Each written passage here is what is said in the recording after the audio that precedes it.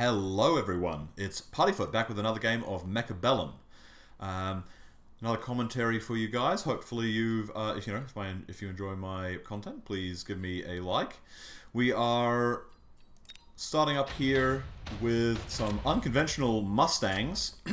I occasionally like to go Mustangs to start off, even though I don't think they're very good. I like to try out the new stuff, though, the new stuff. Eccentric things. I like to be eccentric. So trying out something a little bit less conventional. I was like, I'm training specialist, so I'm actually going to do something real interesting here, which is probably not going to be very good. Our opponent's a giant specialist. We are going to level one of our Mustangs. My logic was, hear me out. My logic was that Mustangs level 1 aren't very good because they don't quite have the DPS yet. What's good about Mustangs is that they can retarget very quickly, so, they get out a consistent amount of damage.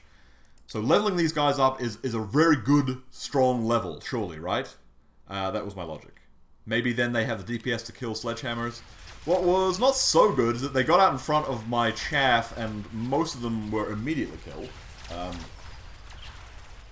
think that dampened my spirits a little bit, starting out here. Our other side doing even worse, of course. Although, our crawler's making a kind of divine move down the middle, splitting to both of the towers, perishing, but making a real show of it. This duo here, Starsky and Hutch, I guess, and they're both gone. This Arclight claiming another pair of lives. Oh, nature is cruel. Watching these guys in their natural habitat. Mobile beacon, another intensive training. This is not good, but I pick it. I just want more. That's the thing. If I can just have more, and if this didn't work, let's just go harder and try and see if it does work if we just keep doing it. Although we do recognize, after kind of feeling out a few different positions, that we probably want crawlers going in front of these guys in order to give them a bit more safety and potentially uptime. Our opponent already knew that was going to happen, went for Arclight, so he's got a pretty good situation against me here. Still nothing quite, these Void Eyes are getting reasonable value, probably, into these sledges and tanky units, but these Arclights are definitely going to be a decent choice into our units. And since we've been leveling them recklessly, at great expense and limited effect, although we may, yes, we're pulling through on this side, we are also gifting a lot of experience over to the other side. So a lot of his units will be leveling, which is unfortunate. I mean, I guess if his units level, then I can level my units off his leveled units. So maybe it's all just accelerationism in the end. Close battle. He lives to tell another tale. 19 lives taken. Somebody put that man away. Nano repair kit. It's always an interesting item. I think did I go for the I do go for the extended range Sabertooth. I was thinking he's gone for a lot of these bodies. Still very little chaff. 1 unit of crawlers as he goes for 3 crawlers. I grabbed these extended range Sabertooths thinking, okay, well, hopefully then I can start making a line. Maybe I can push into these guys and smack them all up. And, if with the leveling, I can get them to level 2 and potentially get the sponsons. With the secondaries doing reasonably into units like Sledgehammer and Arclight. They're not one-shotting stuff, they would do, at least chunk them up. Which is ripe to be finished by our Mustangs, who don't have any range or anything still, nothing luxurious like that. We didn't really think about, how the ranges would interact either. Making sure to understand that our Sabertooths would be, in fact, behind our Mustangs. But such is the circle of life. It's the Void Eyes going in first. They're like, hey, we're a DPS unit, as they, file past the commanding officer who beckons them onward to the front. Nice symmetry, though. Got to appreciate some of those things in life. as we engage in. Yes, sledgehammer. It's this leveled sledge. How's he doing? He's mostly chewing on chaff at the moment, which isn't super great. We do get through the chaff, and he's working. Oh, only for more crawlers to turn up. And on this side, devastation. And look at you. So easily distracted. This is like me. Well, now you're in for it. You've been debuffed. Still, the impressive power of the Sabertooth to defy all odds and still take out a few guys. What was that? Hesitation coming out of the saber. And we do take a little chip of damage. Okay. 4 fangs is so nice. There's stuff to clear 4 fangs too, but no, 4 fangs has to be the one. Let's just get as much chaff as the universe can provide. Opponent levels up some tanks. Making a nice line of marksman and arclights, which is a classic combo. Reasonably stable core, alongside sledgehammers to push in, which is obviously a great choice as well. We do get some more void eyes over the course of this game, so that's going to help against those sledges. But this round, it's Farseer. I got trounced by Farseer a couple games ago. Maybe that's another one that I will cast in the future. And that was, well, I couldn't believe the performance of these little guys. Even at the end of the game, sitting there, I had my head in my hands, wondering what had happened. As we get pretty badly overwhelmed by chaff, we don't really have anything to clear out the chaff very well. Our fangs are filtering in, they're leveled fangs. Yeah, I mean, I guess his fangs are leveled too, so it is the way it is. Ow. Getting smacked. Okay. Smoke bomb comes out, portable shield. Portable shield for our opponent, and we grab it too. He puts it on one of his tanks. This is going to be a problem for the rest of the game, of course.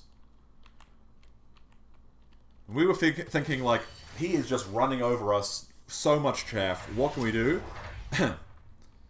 Well, one thing I can't do is avoid using intensive training. So, we do that to level our Vulcan who comes in. And he becomes the recipient of our portable shield. That way, he's going to have effectively double the HP, and hopefully can turn at least this side strongly in our favor. That's the plan. Bit of love for the Void Eyes on the other side, just to make up for it. Having 2 of these guys would have been nice, but can't afford them. This is what we like, though. Burn in hellfire, you scum. And even this level 2 marksman really not making any impact on our new carry. As he just... oh... the humanity. Even the dispersed crawlers standing no chance. Allowing this greedy Sabertooth and Farseer to just plink away with their various weapons. Of course now, we do get debuffed. There was only the one guy. And in what can only be the most tragic of circumstances, our safe little Sabertooth turns around to deal with the chaff while our Vulcan advances slowly towards the marksman before changing his mind and turning around. He does put up a decent little burn of it before going down. These armored sledgehammers have leveled with that portable shield. The last Fang making a break for the tower, of course. Misunderstanding his orders, at least it would seem. And our opponent just gets like a Melta straight away. I'm like, you know what? He's going to go for the Melta, right? Because this is my big unit, and this is my... okay. Now, I'm going to go Fortress. I'm just going to... I'm doing it. You know what I just put on my Fortress? I just put Elite Marksman on my Fortress. So, let's go... Let's go for some fortresses to counter the Melta that we expect he got, which he did get. We also got an additional Vulcan to mirror the one on this side and hopefully take down a lot of that chaff in a similar fashion. These Farseer doing okay. They're versatile, so they kind of cover a lot of bases. I was worried, you know, he could just bring out some Wraith or Phantom Ray or something. And just having a couple of Farseer out in the back does provide a little bit of comfort against that. Oh no, even these leveled crawlers too. You know, leveled crawlers are actually usually pretty tanky, and the Melta does immediately get onto our fortress, so it looks like this has been a huge mistake. These shielded level 3 sledgehammers just refusing to die and tanking for much too long, and it's like, well, that can't have been a good idea then, huh? Going double fortress? Well, you know, can't have been. I mean, this is what you're supposed to do when you have training specialists, though, right? Even if you end up not being able to afford... there is Assault Fortress. We were thinking about it. Decreasing the range was really going to hamper us against the Melta. I think, like, you can't really reduce your range at all if you're going to fight Melta with Fortress and have it work. If it could work at all. So we decided to skip, even though it would be nice to have the extra stats. And speed. Maybe the speed can compensate decently. We're making great use out of the extended range Sabertooth, by the way. That's sarcasm. Although they aren't doing badly for themselves, certainly. Sabers seem to just perform well all the time. I don't really understand how with their single target. I guess this is just enough splash to kind of occasionally catch 2 units at once, and with the amount of damage they can deal, just give them a good number. Leveling up the other fortress too. Going for the secondaries. We just can't help ourselves. We actually can't. What am I supposed to do? I have to go for more Sabertooth? This is pretty questionable. I mean, we're kind of like, what are we getting? Fortress? That's like DPS. Let's go for a Saber instead. These Sabers do have quite a good amount of range, so they'll hide behind the fortress pretty well. And, you know, they do not the same amount of damage, but they at least are in the same ballpark. Want to clear out a bit of this chaff. We miss. Hit the shields. The shields really don't mind. Our level 3 fortress now immediately locked onto these very hard enemies, which is unfortunate. At least they're going down. Vulcan's raining destruction. Doing an incredible job. Expiring basically once the task is mostly complete. I mean, it looks like maybe there's a few fangs left over. And the belt is locked on. No. We do get the Melta on this side taken down. Hero Sabertooth. But our opponent has a level 4 melting point. And... oh. Is the debuff going to last long enough? We've got Mustangs to carry. We fire. Oh. And the marksman just comes in at the last moment to give him the assist. We don't die though. We're stubborn this game. Sometimes you can just refuse to die. I mean, I feel like that's what I'm doing right now as we speak. Hopefully you are as well. We'll grab wasps, effectively just aerial chaff. They beat themselves. Put them in the anti-flank positions just in case some shenanigans were to be attempted. We do go for the hard switch into carry fortress, elite marksman, and range enhancement alongside one more fort. We decided, yeah, they're level 3 now. This is when we can make that transition. This is going to be overpowered. Not choosing to level yet our Vulcan, even though, well, you know, money's tight. We'll see what we can do.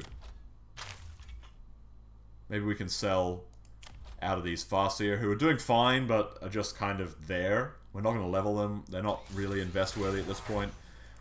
Range for the Mustangs and an additional pack of Mustangs is much, much nicer to have, because That's going to deal with a lot of these wasps. It's going to help deal with all this chaff. They're going to be chaff themselves for our carry units. So, let's see how this goes.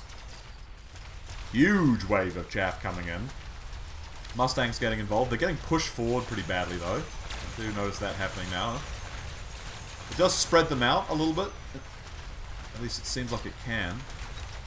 Fortress getting out there. Still clearing out chaff at this stage. The Vulcans go down. And maybe it's not going to be enough. Our opponent's Melta is zeroing in on our favorite boy here. Okay, we're landing shots though. On this side we take down the Melta. Here we go, Fortress. Do we have enough Mustangs to absorb? He's turning towards them. The Duel of the Century. We get the debuff.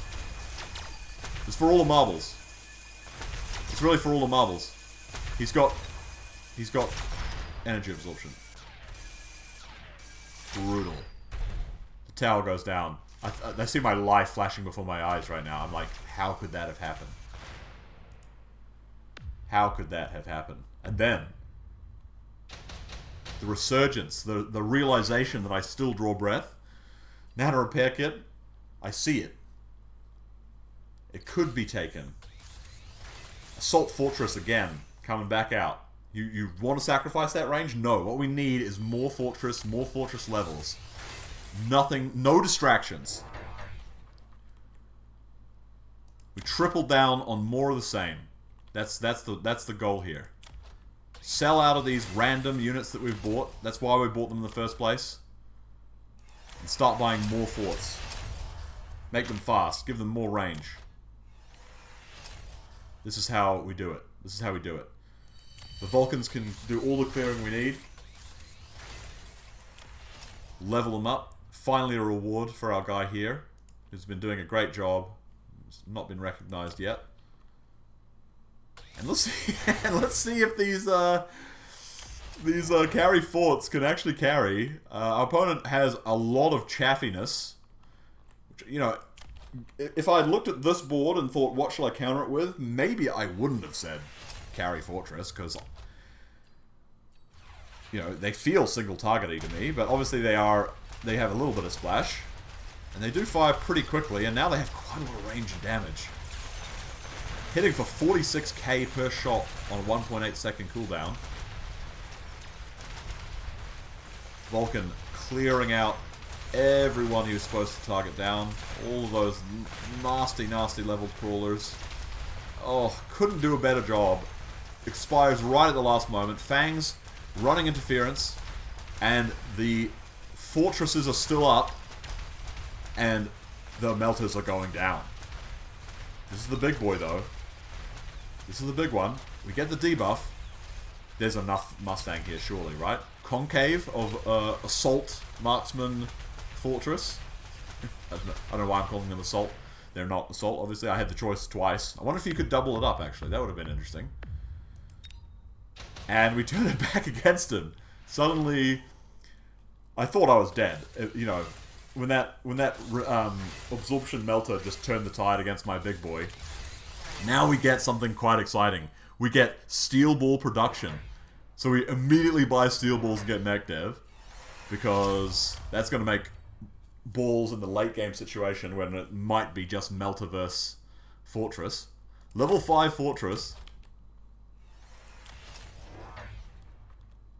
At this point we did feel kind of like we had the damage. We just needed to avoid probably losing the Chaff War, honestly. So more Mustangs and Mustang levels. Hopefully they can chew through stuff quickly. They can also get in front, and we saw them tanking quite well against the melting points in the kind of medium and later of the battle. So hopefully that can be a good move for us. Anti-air on the Wasps. Interesting choice. I guess he wants to win the Wasps fight. He is leveling those Wasps too. I guess they'll be left over at the end. Massive experience on all of these Arclights and Marksmen from all of our early leveled units. Here we go. beautiful, big, thick cloud of Mustang in the middle here. Hopefully chewing through all of this chaff before the enemy units can clear them. And then it's just the fortresses starting to open up on better units. Let's see them go. 68k damage on this fortress. And he's working down the melters are just disappearing. Fortresses all still awake. Huge damage.